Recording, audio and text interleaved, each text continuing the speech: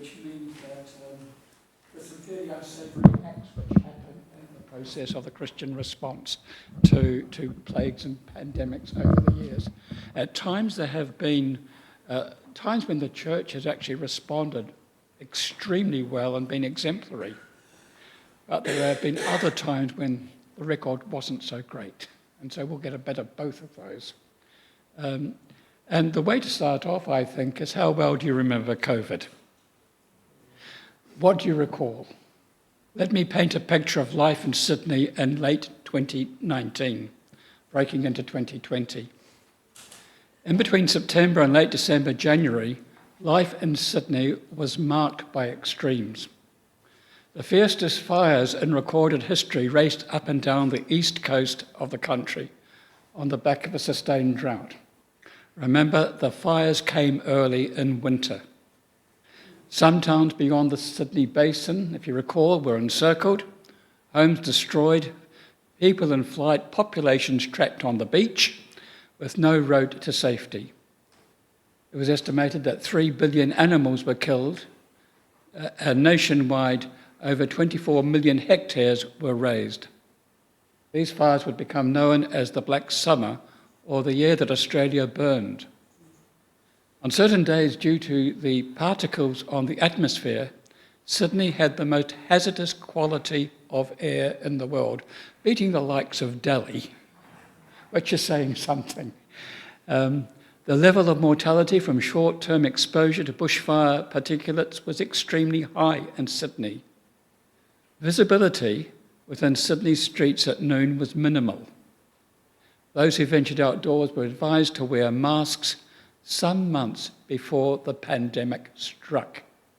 So we had practice at wearing masks before COVID came to Sydney. Do you remember that? There was just a brief respite where we could go mask-free before we had to revert back to masks. We were probably the only people in the world who had to do that. And the pandemic struck leading into the Easter 2020. I remember I was preparing Easter services, and all of a sudden we weren't allowed to meet. This was a slide which went round online very, very quickly. Easter 2020, within days. The artist is anonymous, but he's based his work on a piece of work by Caravaggio from the 17th century. It's called, those who gave it a name called it Holy Saturday, which was designed to represent the time between Good Friday and Resurrection Sunday. So in a sense, one is in a kind of hell, the descent into death. And you can see that Jesus has been portrayed as the figure on a ventilator attached to his face. On the far left of the picture is an oxygen bottle, while medical sensors are attached to his torso. 5 health professionals cradle Jesus, all clothed in personal protective equipment. At the rear, one holds his hand to his head in a gesture of despair. The gesture suggests the art images capture the moment of death at the time of COVID. The virus was first identified in Wuhan in China in December 2019. It completely disrupted the equilibrium of whole societies. Its designation by the World Health Organization as a pandemic came in March 2020. It elevated the virus from a public health emergency of international concern to another level. Everything from service delivery to governance, from business to logistics to the provision of education, from travel to live performances, the landscape had been disrupted in one country after another. Vast pressures were brought to bear upon the national health systems, unpracticed at dealing with the consequences of a full-blown pandemic. The rhetoric of the moment threw up terms like lockdown, QR codes, social distancing, follow the science, frontline workers, 11s with Gladys in this war against virus. Now, this year is the 50th anniversary of this church. And is there a history being written up? Yes, to a certain degree, but Yeah. not as it was previously. Yeah. I think, what I was going to say, I think that going into that 50th anniversary history, there needs to be a few pages on how Seth Matthews responded to COVID. Because if you look at histories of churches in Australia, the last great pandemic in Australia was 1918, 1919. But you can find very little reference to how the churches responded. And that's partly because of returning soldiers. Everyone was committed to having remembrances of the soldiers returning home, although worldwide more people died in the virus. You might remember there were statistics in the paper on TV about a kind of league ladder about where the deaths were occurring and who was top and who was just beginning to make the top 10, so to speak. The most immediate response of the Christian faith to COVID-19 through its churches were practical. The virus had struck so suddenly, it did not respect borders. At one moment it was over there, and the next moment it was here. So what happened to the life in churches? The pressure on the liturgical and pastoral life of the Christian faith was immediate.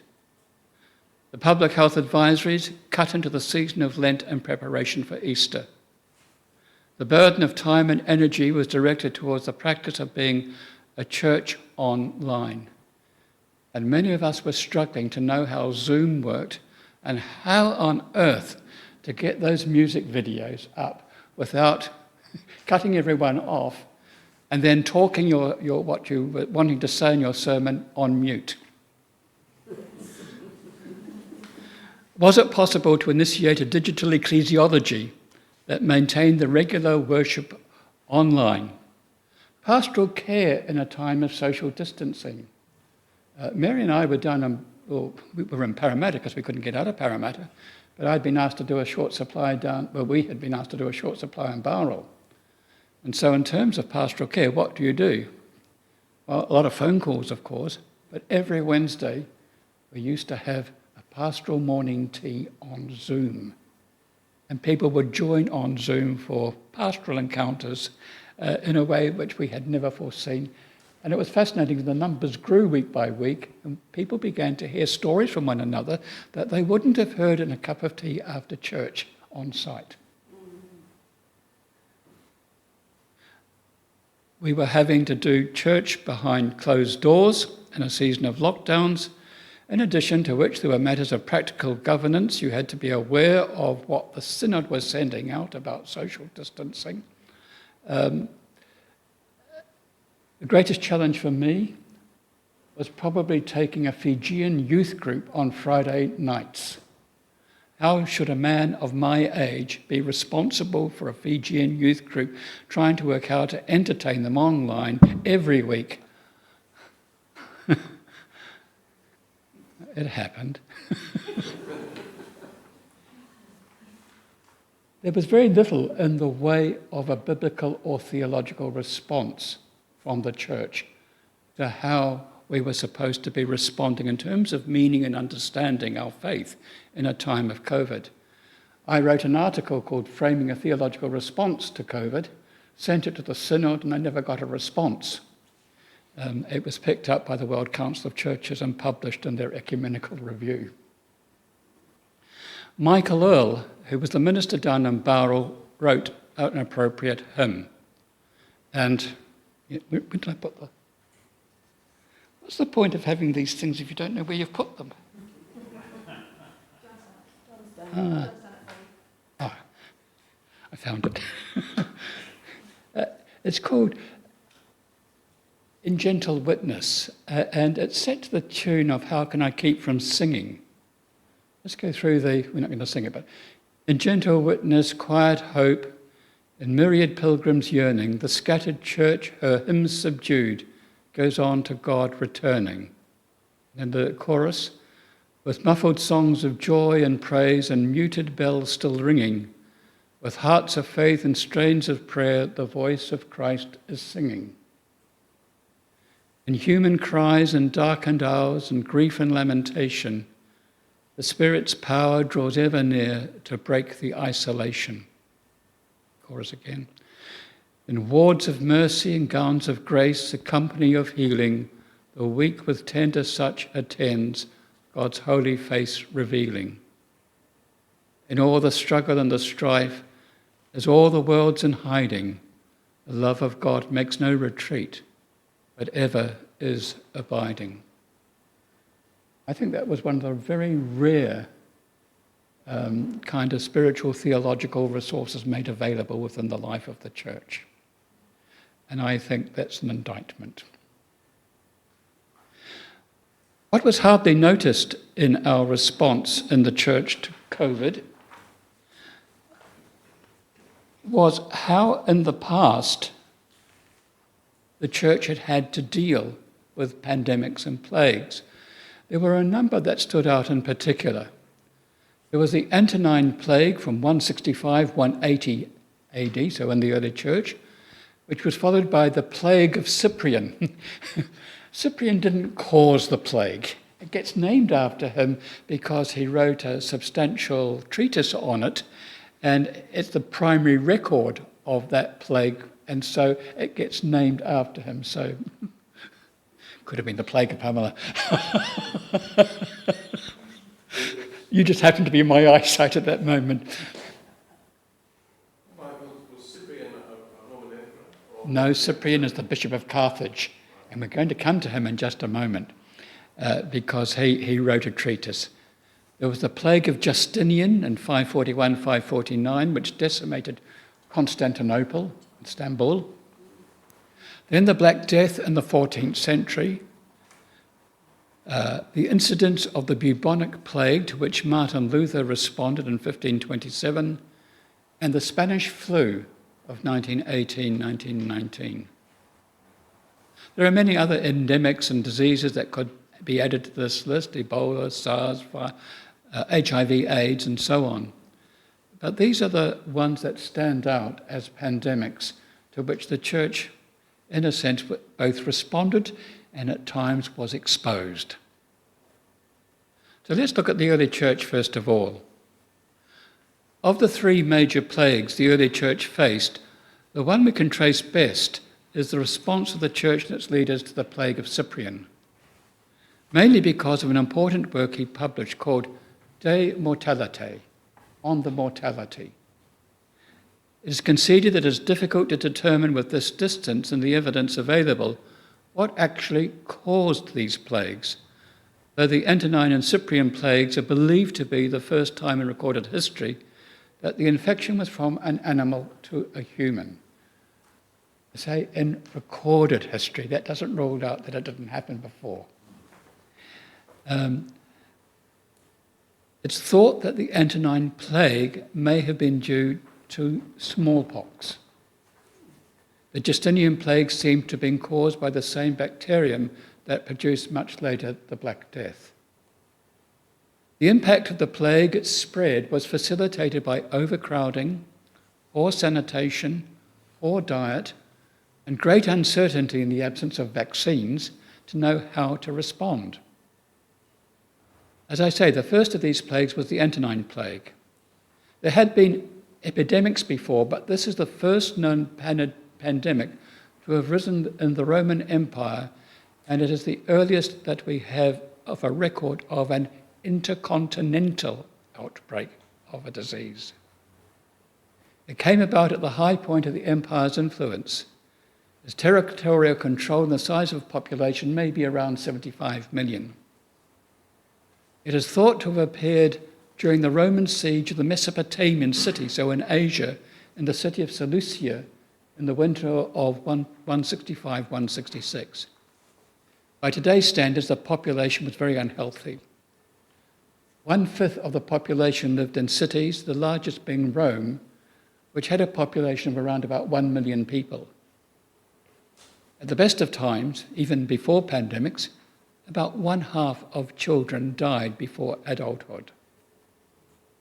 It is thought that soldiers carried the sickness back westwards with them, eventually reaching Rome, where it was reported that 2,000 people often were dying a day.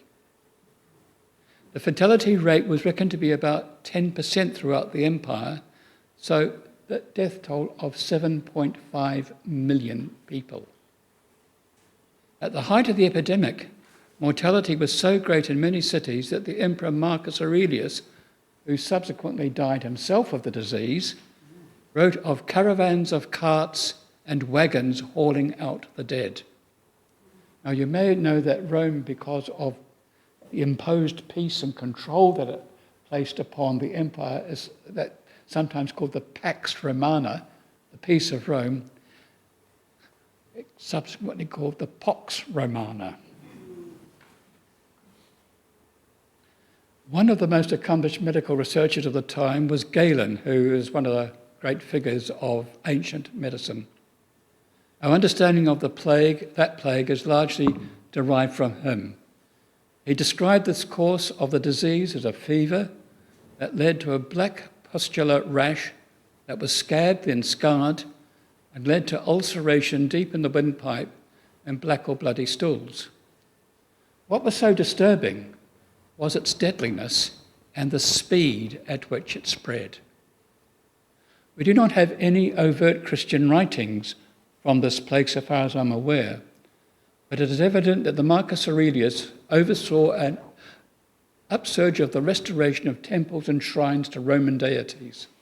And that was because the Romans believed the pestilence was sent by the god Apollo, whose temple the soldiers had desecrated. So it was an act of punishment.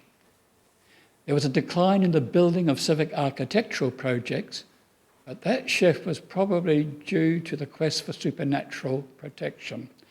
It's been argued that the spread of the Christian faith was greatly facilitated by the Antonine Plague because people were looking for some kind of supernatural protection and deliverance. Although at the same time, Marcus Aurelius also oversaw the building of more temples to Roman deities. The Cyprian plague broke out 80 years later. Cyprian was the bishop of Carthage in North Africa. This plague takes its name from his description of it in his De Mortalite. Cyprian lived through this hateful disease and described it in such detail that now the bowels loosened and to a flux exhaust the strength of the body, that a fever contracted in the very marrow of the bones breaks out into ulcers of the throat, that the intestines are shaken by continual vomiting, that the bloodshot eyes burn, that the feet of some or certain parts of their members are cut away by the infection of disease putrefaction, that by a weakness developing through the losses and injury of the body, either the gait is enfeebled, or the hearing impaired, or the sight blinded. All this contributes, he then said, to the point of faith. Now, how did he get there?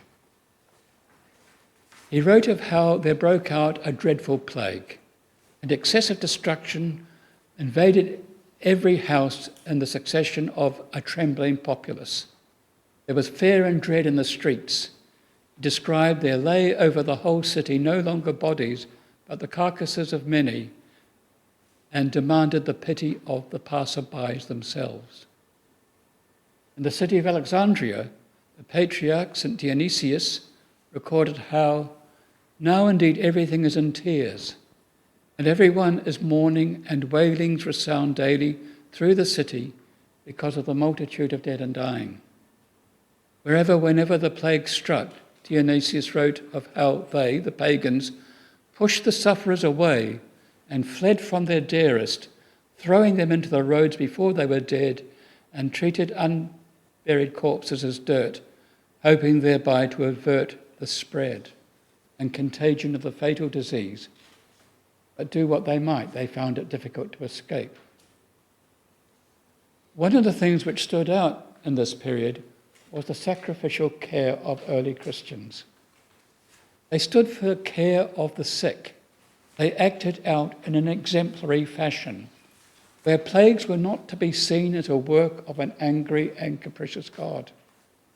Cyprian lamented, "Many of us are dying from this plague and pestilence," but his sermons and writings advised his hearers not to grieve for plague victims because they were now in heaven. Seems like a bit of a consolation prize, doesn't it? In this life, disease was affecting, he wrote, the just and the unjust.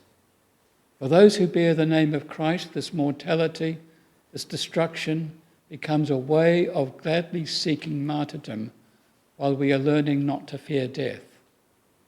Cyprian saw it as a time of testing, whereby the mind of the human race is examined. The just care for the sick, the relatives care for their kin, the masters show compassion for their ailing slaves.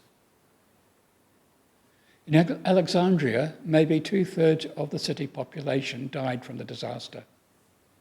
More frightening than anything before that Dionysius described in his Easter message as coming out of the blue. And yet he too advised that this plague should not be seen as a time of distress. The bishop reflected on how Christians, heedless of danger, took charge of the sick, attending to their very needs. They did so in a way that marked them out as different. Remember how Cyprian said the pagans sort of hurled the bodies to one side and tried to escape. That was not the response of Christians during this plague. It was quite different. Fast forward to the 4th century. The Emperor Julian was a pagan. But in the middle of the trauma of his times, in a letter to the high priest in Galatia, he urged the distribution of grain and wine to the poor, noting that the impious Galileans, that's us, the Christians are the impious Galileans, because he was a pagan who was observing Roman deities, so he would probably have called us atheists because we were not observing the traditional Roman deities. So we're impious Galileans. He wrote, the impious Galileans, in addition to their own, support ours. And it is shameful that our poor should be wanting our aid.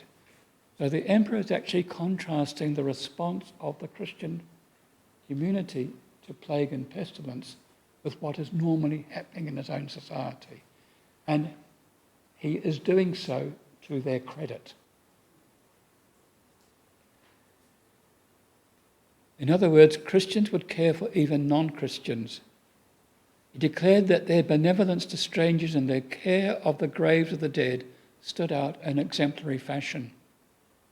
The church historian Pontianus likewise noted how Christians ensured that good was done to all men and women, not merely to the household of faith. A sociologist and historian by the name of Rodney Stark has mounted a powerful argument where he wants to argue that Christianity grew while Roman paganism subsided during this period, and it was primarily because of the example of Christian care of the sick. Remember, not so long before, they were subject to persecution and perhaps a visit to the gladiatorial games and that kind of martyrdom, but now they're getting kind of official recognition that they are acting in a very different way. William McNeill pointed out in his celebrated book, Plagues and People, under the circumstances prevailing in the era, even quite elementary nursing will greatly reduce mortality. The simple provision of food and water, for instance, will allow persons who are temporarily too weak to cope for themselves to recover instead of perishing miserably. It is entirely plausible that Christian nursing would have reduced mortality by a significant percentage. The fact that most stricken Christians survived also did not go unnoticed, lending immense credibility to Christians working miracles. Why did they conduct themselves in this way? Any thoughts? You're in the middle of a plague.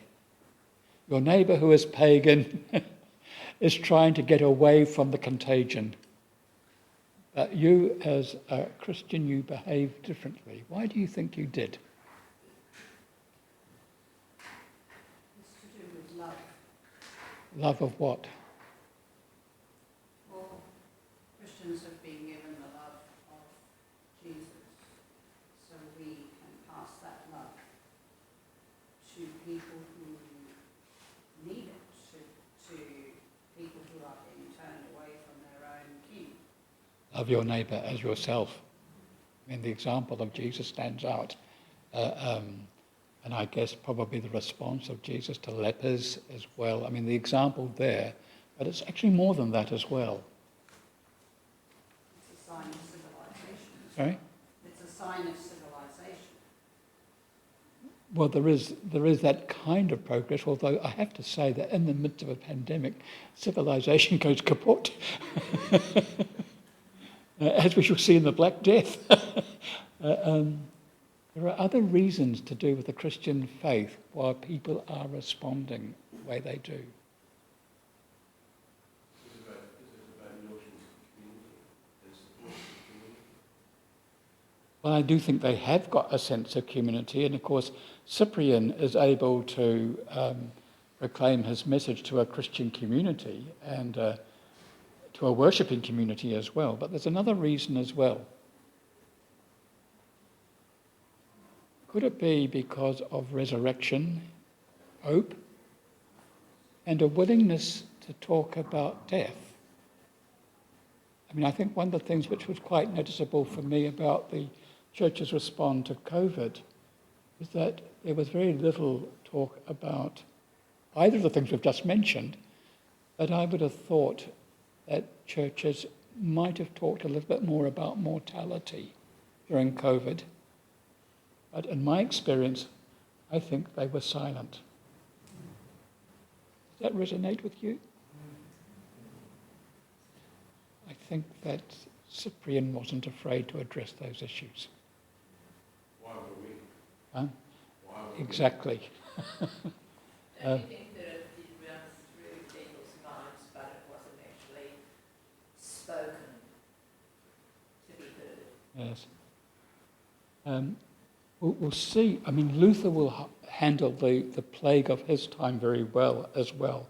And some things about how churches should perhaps respond, I think becomes clearer when we get to Luther, who also was ignored by our own church, although his pamphlet on the plague of his time was printed and published multiple times around the world and became the organising document even 4 centuries later, 5 centuries later nearly, for the Evangelical Lutheran Church in the United States, which is a mainstream church.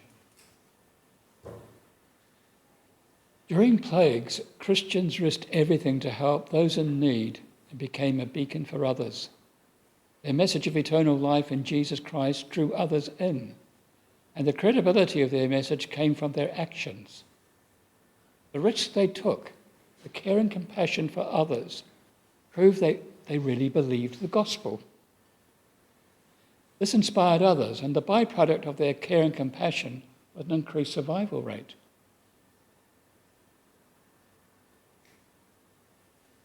Christianity then offered a very different kind of response at the time. The spiritual and theological leadership was provided by Cyprian, the Bishop of Carthage, in his treatise on mortality. Cyprian was able to draw insights to do with the love and care of neighbour, the expectation of turmoil in advance of the fulfilment of the kingdom of God. Death was not God's last word, and the hope of the resurrection. So, although you can read his treatise on mortality online, you can download it quite easily. It's a classic of the ancient early church. I shall give you some extracts. The first theme, Christ predicted these things that are coming to pass, and so too will rewards. That's the heading of not a chapter, but what he then wants to go and explain. And so he writes, "For beloved brethren, he who serves as a soldier of God, who being stationed in the camp of heaven, already hopes for divine things, ought to recognize himself, so that we should have no fear, no dread at the storms and whirlwinds of this world, since the Lord predicted that these things would come through the exhortation of his provident voice, instructing and teaching and preparing and strengthening the people of his church for all endurance of things to come. He foretold and prophesied that wars and famine and earthquakes and pestilence would arise in various places, and that an unexpected and new fear of destructive agencies might not shake us. He forewarned that adversity would increase more and more in the last times. So you think about some of those readings about the apocalyptic kind of warnings that you get towards the end of Mark 13's that little apocalypse it's called, and the other Gospels where you have rumours of war and pestilence and what have you. But at the same time, you have the Jesus of the Gospel saying, these things will happen. You need to be prepared for them, but it's a sign of the last times coming and the fulfillment of the kingdom. So they've actually got a framework of meaning, have some kind of comprehension of what is transpiring. Now, going back to your question, what about us? I think, except for Dean Drayton, we have probably downgraded the whole apocalyptic side of the Christian faith, probably quite wrongly. I mean, in the beginning of the 20th century, Albert Schweitzer, who before he went out to the Congo and set up a medical practice out there, and after he was a great organist, was a great New Testament scholar, and he was very critical of the way in which the Jesus of his time was being portrayed in too soft a manner, so to speak, because he said the whole apocalyptic side of Jesus has been pushed to one side. And that's been a factor of us who live post-18th century, post-Enlightenment. That's where we're trapped. But they lived long before that, and so they had a much stronger apocalyptic sense than what we have today. And so that allowed them to have a framework of reference to understand all these dreadful things. Okay? Any question or comment about that? It makes sense, doesn't it?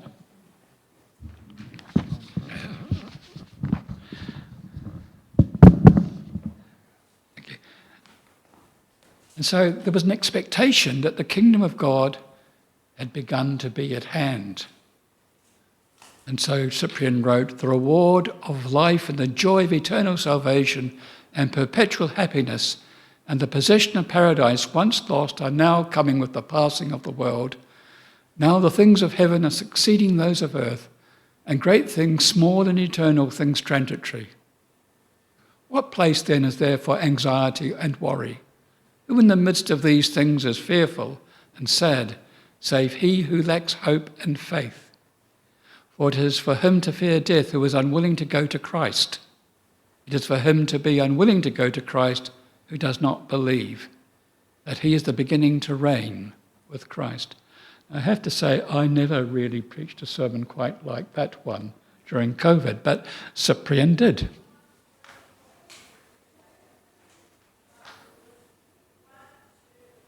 The fear of God ought to make you ready for all things. Though it should be the loss of private property, though it should be the constant and violent affliction of the members by wasting diseases, though it should be the mournful and sorrowful tearing away from wife, from children, from departing dear ones, let not such things be stumbling blocks for you, but battles. Now, he started off by calling you a soldier of heaven. And so he's seeing this kind of in a battling kind of metaphor.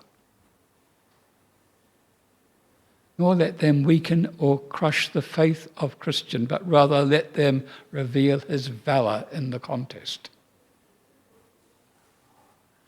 One of the things which we lose sight of, I think, today, is that so often we like to think of faith in terms of love, compassion, mercy, justice. And I use all of those kind of things too, and I add a dose of forgiveness into it as well, which I think is important.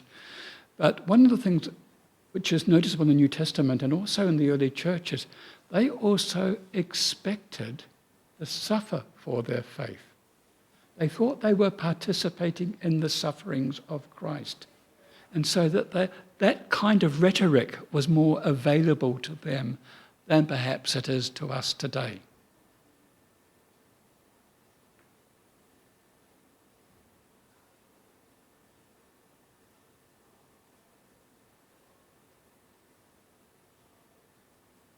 Of course, there was sorrow for loved ones, but in a sense, Cyprian is foreseeing the possibility of being with them again at the end of life in heaven. I mean, he's got that hope, that resurrection hope, and he is proclaiming and preaching upon that. And so on the basis of the kind of the messages that he is giving out in terms of, we should see these as the signs of the last times. It's a sign that the kingdom of God is coming closer at hand, that we should have hope in the resurrection. So on that basis, that one can care for the sick and begin to look upon the plague and pestilence, partly as a time of testing to see how you will react. Will you become greedy and careless and not care for others? Or will you show what the gospel means to you? And then, as I say, there is the prospect of eternity and hope. So that's the frame of reference that Cyprian was able to proclaim in the 3rd century, and it's why the Christians acted the way in which they did at this particular time. Now, the last time that we spoke about her story, you may recall that martyrdom, I spoke about Perpetua and Thecla and the slave girl whose name just eludes me at the moment. I spoke about how they looked upon death for the sake of their faith, their persecution, as a form of martyrdom. Or Dionysius, who was the patriarch in Alexandria, along with Cyprian in Carthage, also would say that, unfortunately, if you died in your care of the one who has the plague or pestilence, he believed that was a form of martyrdom as well. And it was said that the church grows out of such martyrdom, and it did. It became more widely respected, partly because of this exemplary role. And so, to conclude his letter on mortality, the last section was called, "Let us as pilgrims long for our home journey, our home country." We should consider, beloved brethren and sisters, and we should reflect constantly that we have renounced the world, and as strangers and foreigners, we sojourn here for a time. Let us embrace the day which assigns each of us to his dwelling, which on our being rescued from here and released from the snares of this world, restores us to paradise and the kingdom. What one, after having been abroad, would not hasten to return to his native land? Who, when hurrying to sail to his family, would not more eagerly long for a favourable wind, that he might more quickly embrace his dear ones? We account paradise our country. We have already begun to look upon the patriarchs as our parents. Why do we not hasten and run so that we can see our country, so that we can greet our parents? A great number of our dear ones there await us. Parents, brothers, children, a dense and copious throng longs for us, already secure in their safety, but still anxious for our salvation.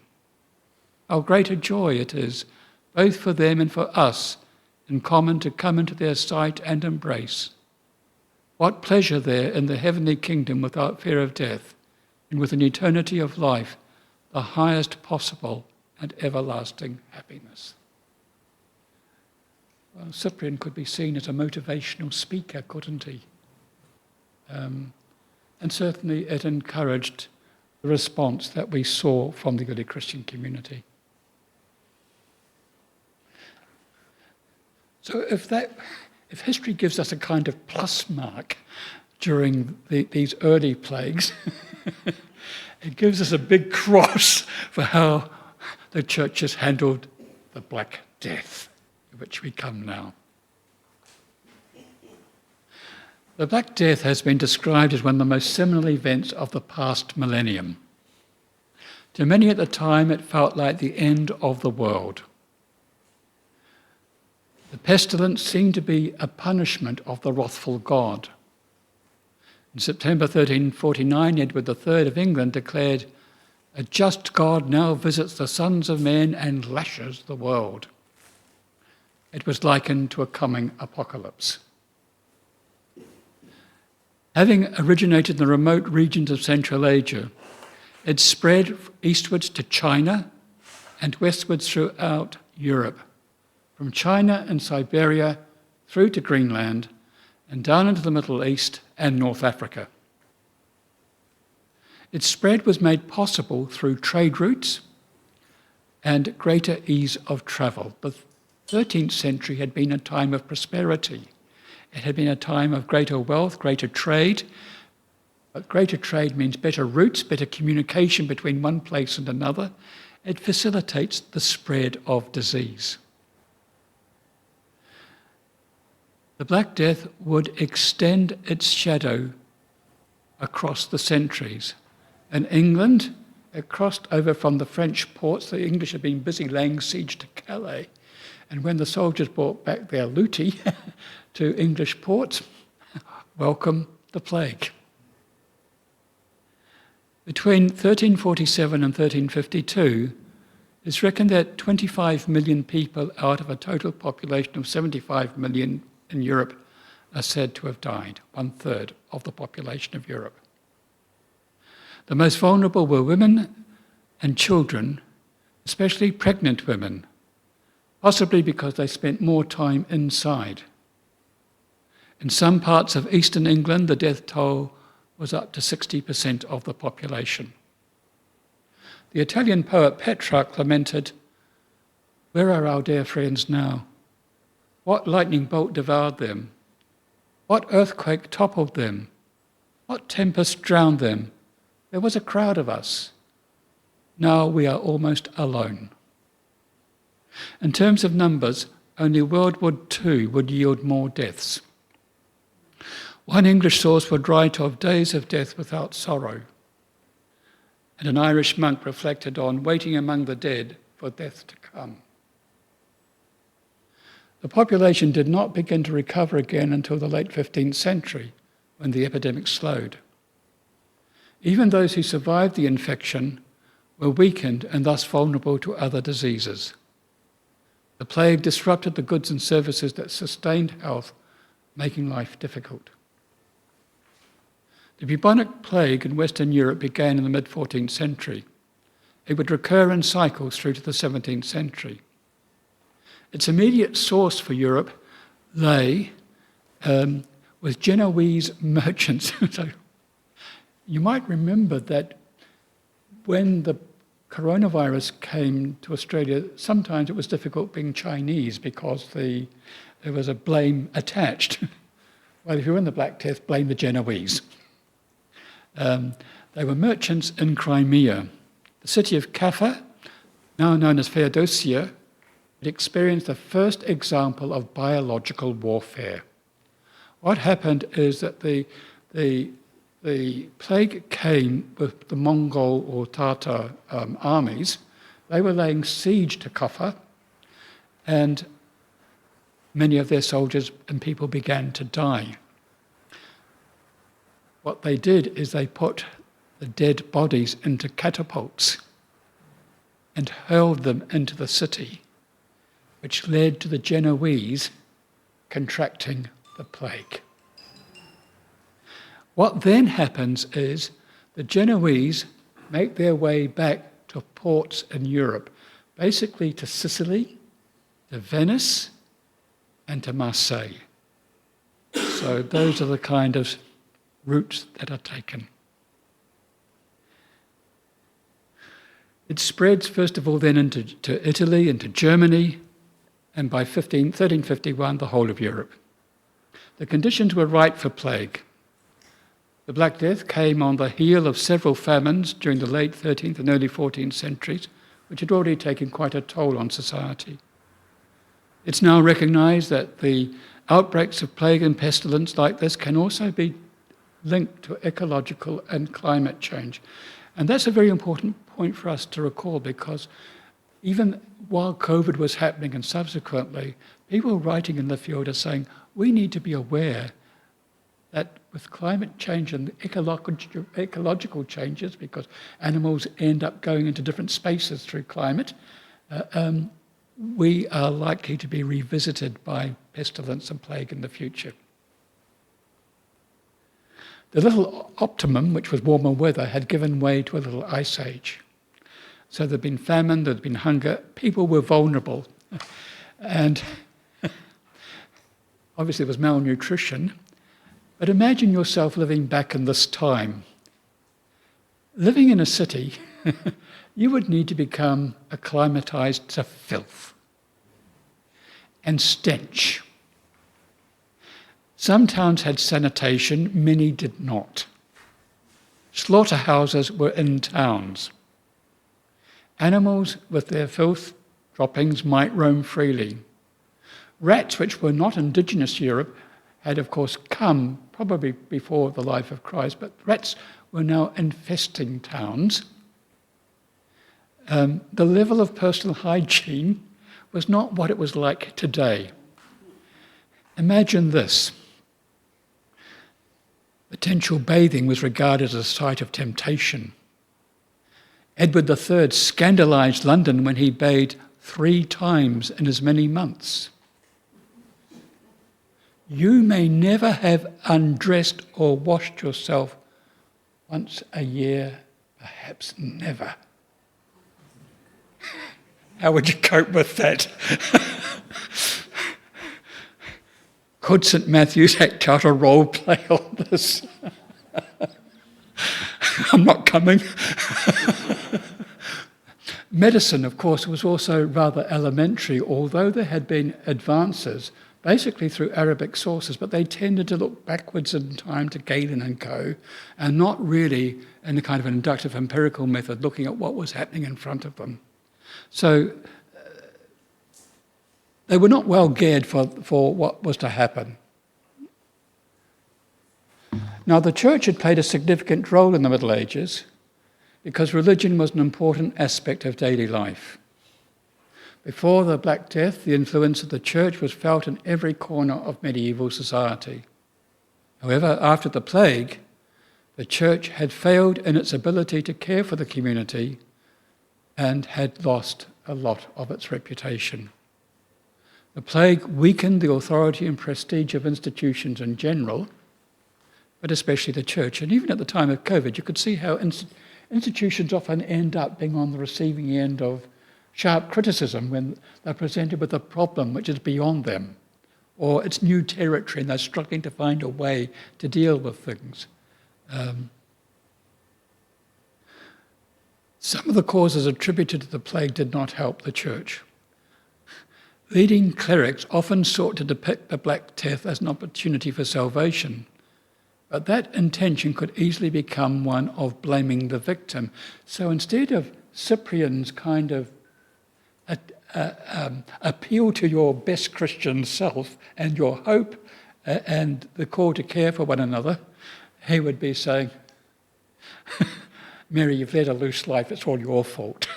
I mean, the tendency to find blame and to name individuals or groups of people as the cause of it didn't help at all. It also, there was a decline in the quality of those in the hierarchy of the church, and in terms of numbers, it's quite possible 50 to 60% of clergy died, who were probably amongst some of the most vulnerable during the Black Death, and that's because they might go and provide care to the dying.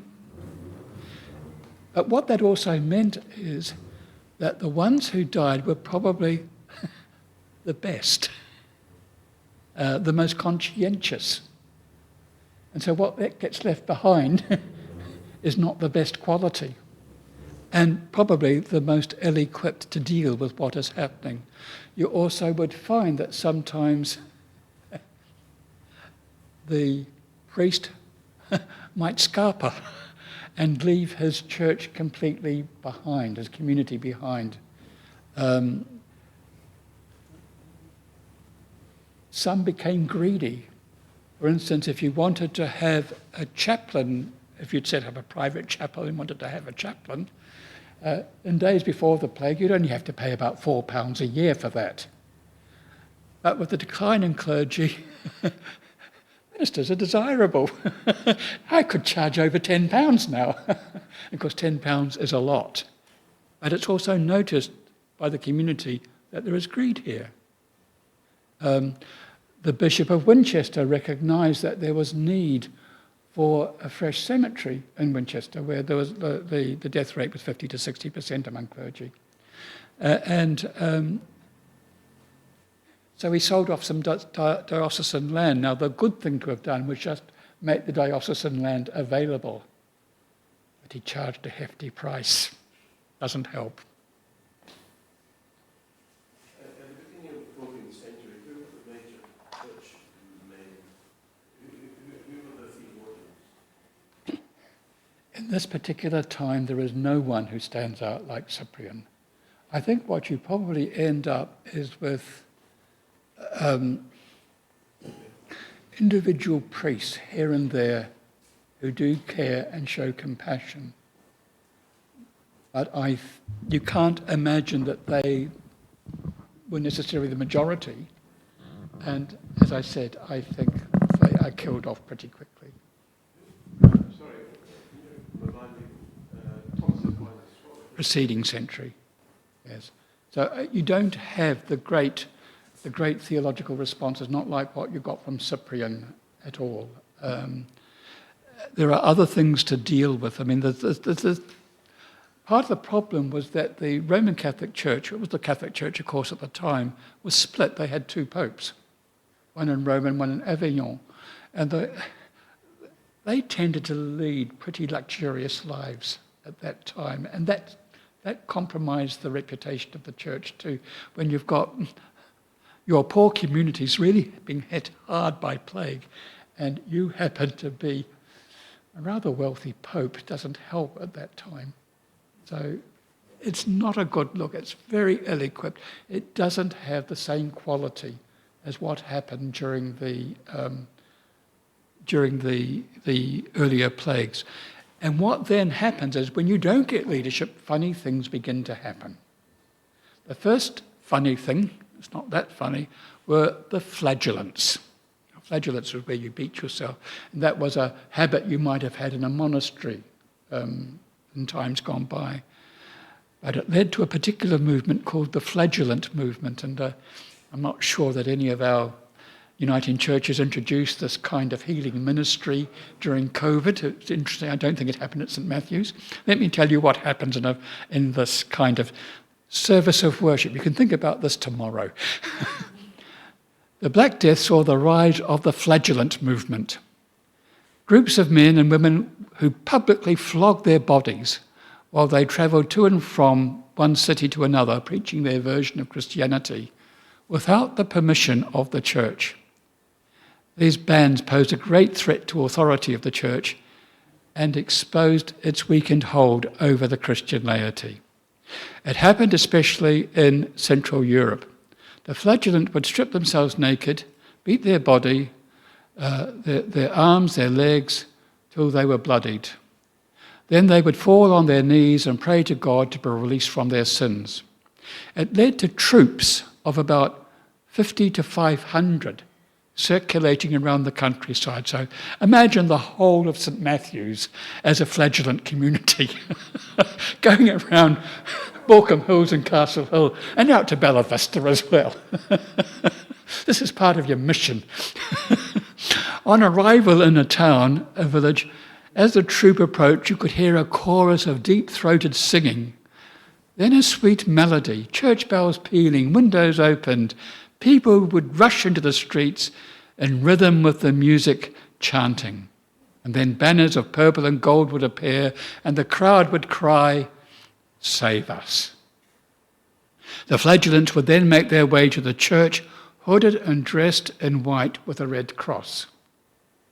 Inside the church, the marchers would strip to the waist and then perform a penitential walk around the church. Each one would bless himself on and pray. Then the troop would suddenly fall down and assume an appropriate position for the particular sin that they wished to confess. So you needed to consult the rule book and think to yourself, what particular sin have I committed and what do I want to release other people from? And then you'd have to imitate it, I guess, on the floor of the church. At that time, the flagellant master would parade among them, lashing them with a scourge which had 2 tails and a large knot, and also the knot contained iron spikes. They would then stand in the circle and collectively be lashed. The townsfolk would then pass around them, dipping their handkerchiefs into their wounds and stroking their cheeks with the blood, while the master of the flagellant would read a heavenly letter full of stern warnings to humanity. If you wish to join the St. Matthew's flagellant community, you needed to obtain the permission of your spouse. You needed to confess all the sins you had committed since the age of 7 and pledge yourself to whip yourself 3 hours a day for 33 days and 8 hours, which was reckoned to be the equivalent of the lifetime of Christ. The flagellants saw themselves as a kind of equivalent of a mighty host of angels parading around the countryside. And as time progressed, they became younger. I guess some of the older folk were popping off by then. Poorer, more likely to commit criminal activities, and more anti-clerical and more anti-Semitic. And then all of a sudden, just as quickly as they appeared, they disappeared. But the flagellant movement is one of the striking events of the Black Death, when the church is not really providing the kind of care and oversight, intellectual, spiritual, theological support that it should be doing. Strange things pop up. The other side to this was the level of anti-Semitism. The ensuing period would bear witness to great compassion and horrendous brutality. The latter would be noted for incidents of scapegoating, of assigning blame. The most virulent forms of this excess was anti-Semitism. It first broke out in Toulon in the south of France on Palm Sunday. Christian residents attacked the local Jewish quarter. Doors smashed, windows broken, men, women and children hauled from beds, jeered, spat upon, taunted, kicked, homes torched, property looted, money stolen, 40 killed. The pogrom would spread. Some Jews chose death rather than to be baptized. That was the option that was presented to you. Rumours arose of the plague being an international Jewish conspiracy. The authorities in one Swiss town elicited a confession that it was the work of a Rabbi Jacob, formerly of Toledo in Spain. He had been delivering packets of plague poison throughout the region, and they had been poisoning wells. Special modes of torture were devised. At Speer in Germany, Jewish bodies were piled into huge wine casks and sent floating down the Rhine. In other places, they were set on fire. In a single day in Mainz in Germany, 4,000 were slaughtered. So there was a high mortality from this. Was one of the most evil of the medieval pogroms, leading really up until the 20th century. It happened during the Black Death, and I think it has a lot to do with the way in which the church failed during the Black Death. Not a tick for us on that occasion. Coming into the 16th century,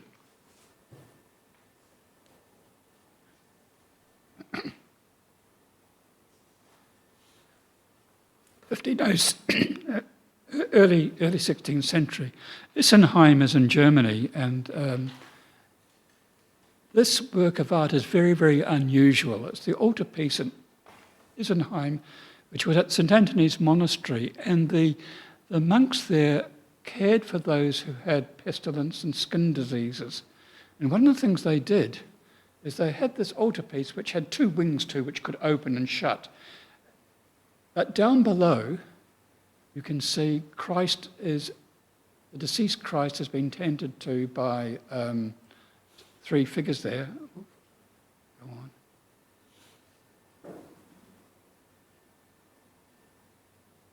This is a very rare kind of artistic representation here of Christ. He is marked by pockmarks. And so, in a sense, giving off both care of those who are afflicted, but also that participating in the sufferings of us, the participating in the sufferings of Christ. In a way, it's an artistic representation, I guess, in some ways, of Michael Earle's hymn with its chorus. Very different from what you found in the Black Death. Which brings us to Martin Luther.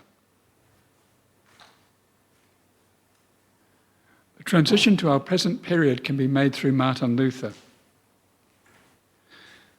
The bubonic plague struck in Wittenberg in 1527. Luther refused to heed the call to leave. That refusal would cost him his daughter, Elizabeth. She died. What comes down to us now from his time is a tract called Whether Christians Should Flee the Plague, or Whether One May Flee from a Deadly Plague. That's the English version. The German is Whether One May Flee from Death. This particular treatise has not attracted the same kind of attention as Luther's great treatises which led to the Reformation. But it so happens that in the time of COVID-19, Luther's pamphlet was reprinted multiple times around the world, though it never surfaced in the Uniting Church. It was reckoned by others elsewhere to be a useful resource. This is advice that he gave which seems to have struck a chord. The letter was reprinted at least 10 times within 1527, and 17 additional times that century. I found it to be very reassuring, and even in the midst of medical advance from which we benefit, relevant. I was struck by how his advice was permeated with biblical allusions and references in a considered way. Luther's pamphlet begins like a Pauline epistle. Grace and peace from God, our Father, and our Lord Jesus Christ. Quite a nice way to begin a treatise in a time of pandemic, rather than say, Terry, you caused all this. Luther conceded that he should have responded long ago, but confessed that God had for some time disciplined and scourged me so severely that I've been unable to do much reading and writing, had he had a touch of the plague himself, which kept him from making an immediate response. He was relatively modest about what he was wanting to say. He said, he believes that all devout Christians should be able to come to their own decision and conclusion. In a sense, he's trusting in what's called the consensus fidelium, the received opinion about what the Christian faith is. Your basic understanding should lead you to respond in an appropriate kind of way. You don't need me to tell you what to do. But he offered his thoughts because he was asked, and he said, unusually for Luther, in humility.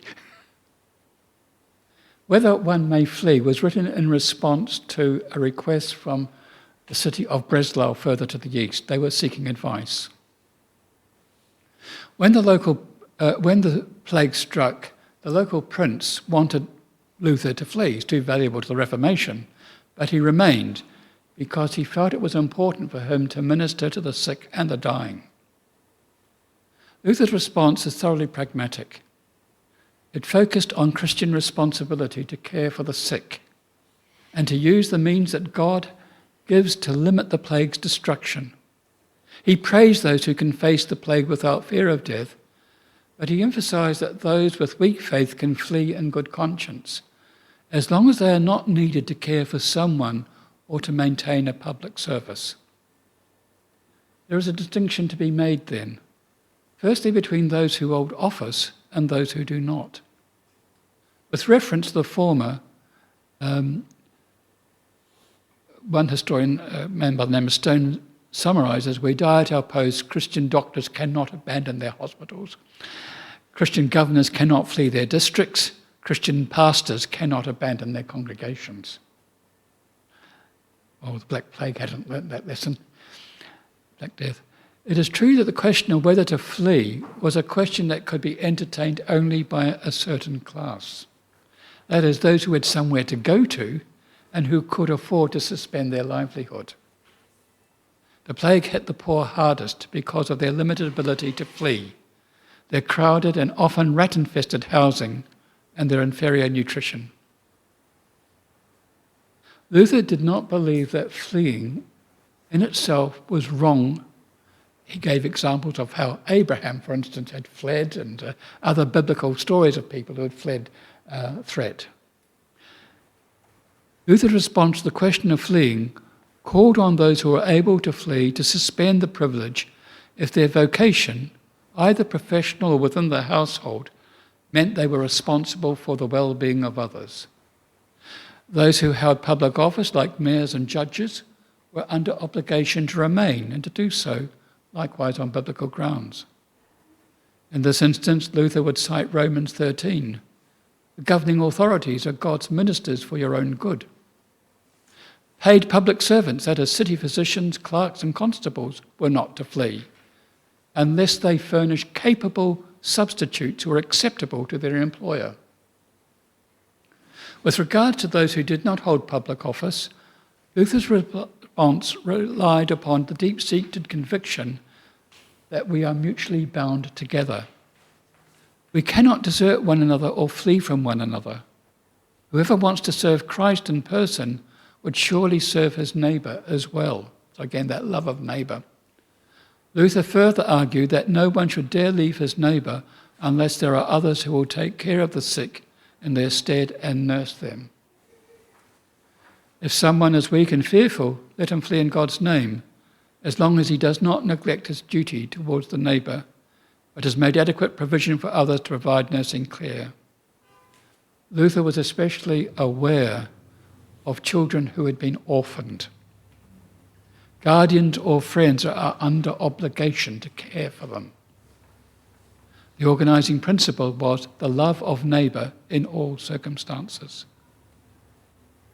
Luther used the opportunity of this open letter to address other plague-related circumstances as well. He encouraged some municipalities to create hospitals so that the care for the sick was dependable. What is evident from these instructions is Luther's appreciation of the need to maintain a degree of public order. The way in which he recommended that key public officials and citizens remain was consistent with the need to maintain municipal homes and ensure hospitals adequately staffed to care for the sick. Such institutions, he argued, should be sustained by pious legacies. Luther sought out sound policy with regard to burials and clarification as to whether cemeteries should be inside or outside towns. He himself declared that he did not know whether vapours and mists arise out of the graces to pollute the air, but in the face of such calamity, Luther aspired after a cemetery to be a place of reverence and respect, where the grieving might pray and consider the resurrection. Luther noted that Christ's tomb was outside the city gate. For the sake of the living, Luther saw the need for homes and places of assembly to be fumigated and the air purified. He also addressed extreme pieties that had sprung up in response to the plague. In his day, the flagellants wouldn't have got a look-in. Some had argued that Christians should ignore plague precautions because the plague is God's will, and God could heal people through supernatural means. Do you recall ever hearing that during COVID-19 from some Christian circles? Luther responded that God has given us doctors and medicines that ought to be used to ensure that one does not sacrifice one's own life, or much worse, the life of many others. In all matters related to the plague, love of neighbour was the guiding principle. In a manner that might anticipate anti-vaxxers and those who protest against masks and social distancing, Luther takes to task those who are much too rash and reckless, tempting God and disregarding everything which might counteract death and the plague. They disdain the use of medicines. They do not avoid places and persons infected by the plague, but light-heartedly make sport of it and wish to prove how independent they are. They say it is God's punishment. If he wants to protect them, he can do so without medicines and carefulness. Luther concluded, that is not trusting God, that is tempting him. God has created medicines and provided us with intelligence to guard and take good care of the body so that we can live in good health.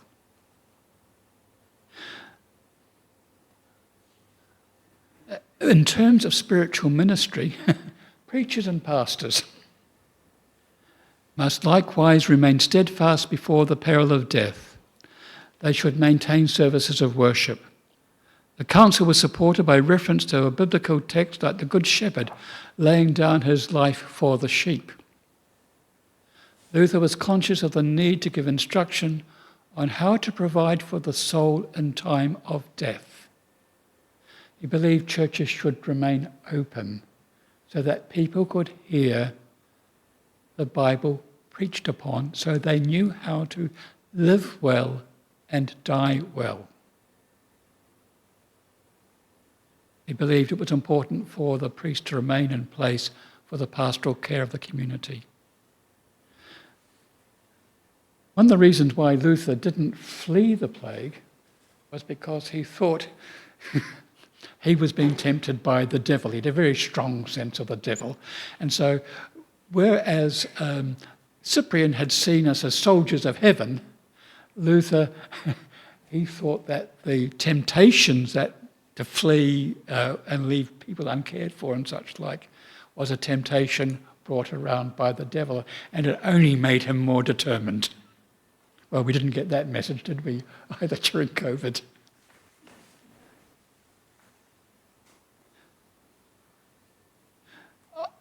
I think that if one reads Luther's treatise, you can see that it has much relevance. It was a good message for our time as well. Although he lived in a time when there were no vaccines and many of the things that we took for granted during COVID-19 didn't exist, the basic kind of instruction that he was giving, I think, was really one that transcends the centuries.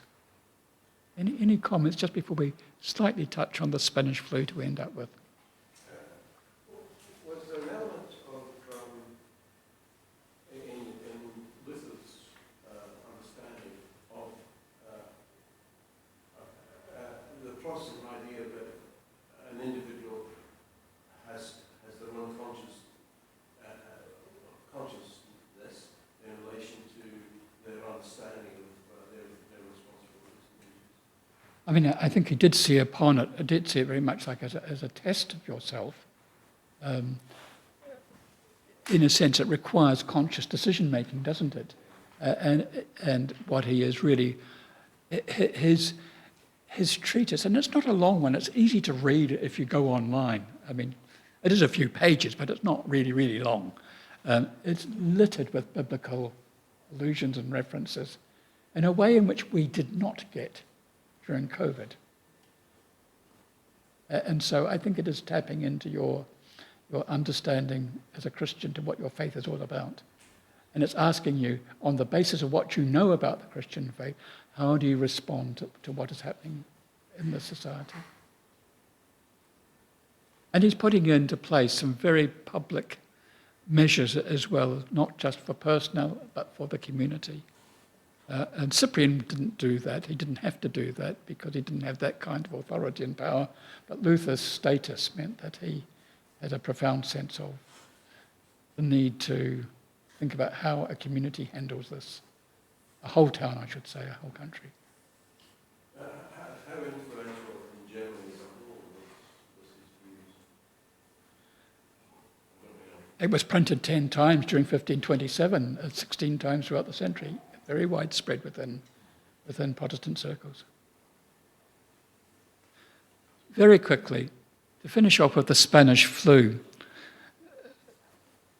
If you look for church histories, congregational histories, they do not mention the plague. They do not mention the Spanish flu. I think there is probably a PhD thesis waiting to be done on that. The first recorded outbreak of influenza in Australia was 1820. The most devastating influenza epidemic in Australia was the 1919 outbreak, the Spanish flu. It's called the Spanish flu, although it didn't originate in Spain. It's because there was less censorship in Spain and they had more reports upon it that it was called the Spanish flu. May well have arisen next year in the United States with soldiers and then going into Western Europe. More people died from the influenza epidemic, an estimated 50 million around the world, than the 18 million people who died in the First World War. So we have all these remembrances from the Great War to the soldiers who died, but there are no public remembrances, I think, of the Spanish flu. 3 times the mortality rate. The 1918-19 flu outbreak is considered second only to the Black Death, bubonic plague pandemic, for overall mortality rates. In Australia, the death toll was up to 15,000 people, was high, but less than a quarter of the country's 62,000 death toll from the First World War. Now, the reason for that is Australia's distance. It gave a chance to prepare for the coming of the Spanish flu. It gave a chance for the Commonwealth government to have an interstate conference about how best to prepare for that, though, not surprisingly, the states tended to disagree with one another. Some closed their borders early, some did not. Victoria lagged, and Victoria got the first case, and then it spread up to New South Wales. The first infected ship to enter Australian waters came from Singapore. It arrived in Darwin in October 1918. Over the next 6 months, the quarantine service intercepted 323 vessels, 174 of which carried infection. On first arrival in Australia, it seemed like a mild version of the winter flu that was just passing. But then it took on a much deadlier profile. The first case of the pneumonic influenza in mainland Australia was in Melbourne in January 1919, but by the end of that month, it had spread to New South Wales and South Australia. New South Wales was the first state to officially proclaim an outbreak of pneumonic influenza at the end of January, followed by Victoria. While victims initially suffered the typical signs and symptoms of influenza, including aches, fever, coughing, and overwhelming weariness, a frighteningly high proportion then went downhill rapidly. Patients' lungs filled with fluid, which is why it became known as the pneumonic influenza, and they struggled to breathe. For nurses and doctors, a telltale sign of impending death was a blue mahogany colour on the victim's cheeks. Across Australia, state governments introduced mask wearing, restrictions on movement, and bans on gathering, churches and theatres, and races. Responses within Australia varied from state to state, but the crisis often led to the closure of schools, churches, theatres, pubs. The result was a degree of economic hardship. The one business that boomed was the funeral business, where the rate went up by 25%. The wartime spirit of volunteering and community service saw church groups, civic leaders, council workers step up. And one of the things which is quite noticeable about the response from the churches within the response to the Spanish flu is that so much of it was in the hands of women. Now, that's not surprising because the men were coming back as soldiers from the war, and it fell to the women, often untrained, to care for those who had succumbed to the flu, and so they may do some basic caring work. There are 2 or 3 stories. Some of the women's roles were to do with nursing, some had to do with the preparation of food and those sorts of things. But the role of women was very, very significant. There are a couple of stories which come from that particular Spanish flu time. The first is the story of Annie Egan, who just a few months beforehand had passed her nursing degree. She was now a nurse, and she was on quarantine island and caring for soldiers coming back. And at the age of 27, she contracted the Spanish flu, and it was quite clear. She knew herself by the telltale signs that she wasn't long for this world, and she being a Catholic, she wanted to receive the last rites.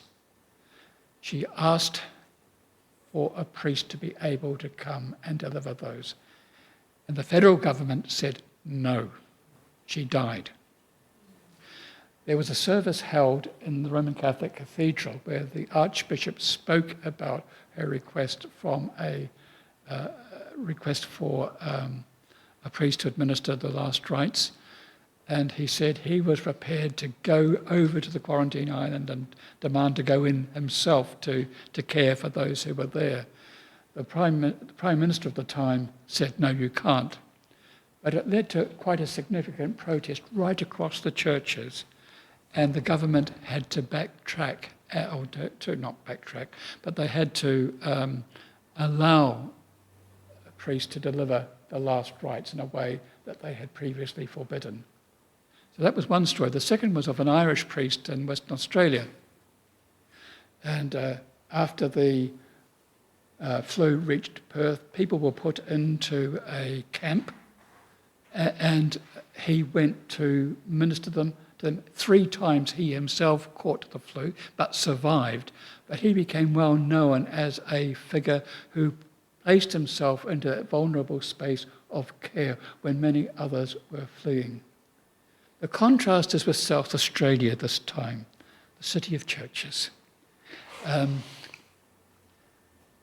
Some of them had been banned from returning to South Australia because Victoria had closed its borders, but eventually they were brought back to Adelaide and put in a camp. And some of the prayers from that time are not great. They speak of a wrathful God and a degree of blame and what have you again. So a bit of a mixed message coming through. As I say, I still think there's quite a lot of time, quite a lot of work to be done on how the church has responded to the Spanish flu. Eventually, church services were allowed to come back after being closed down. This sounds a bit familiar. From being banned outright because congregating was not allowed, the restrictions were modified at the same time as the wearing of masks. And you can see Influenza Relief Depot up on the screen there. Looks quite foreboding in some sense, doesn't it? From mid-February 2020, the church services were again permitted. Now, this is well over a year after the influenza had broken out. From mid-February, the churches were again permitted to meet, albeit under certain conditions. The clergyman was required to stand at least 6 feet from the masked congregation, who in turn had to be at least 3 feet from each other. The service would last no more than 30 minutes, later extended to 45, and it had to be conducted in the open air. As I say, there needs to be more work done on the Spanish flu in the churches. But as you look back over the church's record, I think you can see in the Black Death how the church, in a sense, failed. Not because it lacked the medical talent that we have today, but because of the messaging that went out. It didn't stop the flagellants, it didn't stop the anti-Semitism, it didn't stop the kind of vindictive looking for causes and blame. And although there were people and sometimes villages that were very compassionate, the trouble is they died out and left a very greatly weakened church. In the example of Cyprian, you see how the church was able to respond in the knowledge of their times, drawing upon that sense of Christian hope and resurrection, the love of neighbour, to provide exemplary care. And then I think in the case of Luther, you get a very practical example of what it means for you to make up your mind about what you're going to do in a time such as that, but you also see the public provision that he put into place, and that was quite significant in the time. So there's some good messages, but you also sometimes learn from the times you get things badly wrong, and that's there as well. So that is COVID, and the pandemic, the plague, and Christ. And the next time, in end of next month, will be on, I've called it Allah, but it's really a response to how the Christian faith relates to Islam. And what I want to do is look at not just the rise of Islam and the Crusades, but Francis of Assisi made a peaceful overture during the Crusade, which stands out. You find there are times when Christian places are lost, like Constantinople, Hagia Sophia, the great Christian cathedral. I've been there. I felt like I wanted to take it back. It's such a wonderful building. But here in Australia, we've had a very awkward response at times to Islam, and I think we need to take a look at that, because I would say that Muslims generally know more about the Christian faith than we know about theirs. And there are overlaps that it's helpful to know about. During the Cronulla race riots back in 2005, I wrote an article about the alienated neighbour, which was a study of how we respond to the Islamic neighbour in our midst. I was probably the only Christian theologian to write on the Cronulla riots. And my article, I don't think, has ever been read by anyone in the churches in Australia, except one member of the congregation here asked to read it at one stage. But the number of Muslims who read it was astronomical. And they were surprised to find a Christian prepared to write on that kind of subject. I just want to run that past you next time as well. And so that will bring to a close this series, and I hope they might be able to do a further series next year. Anyway, thank you for coming.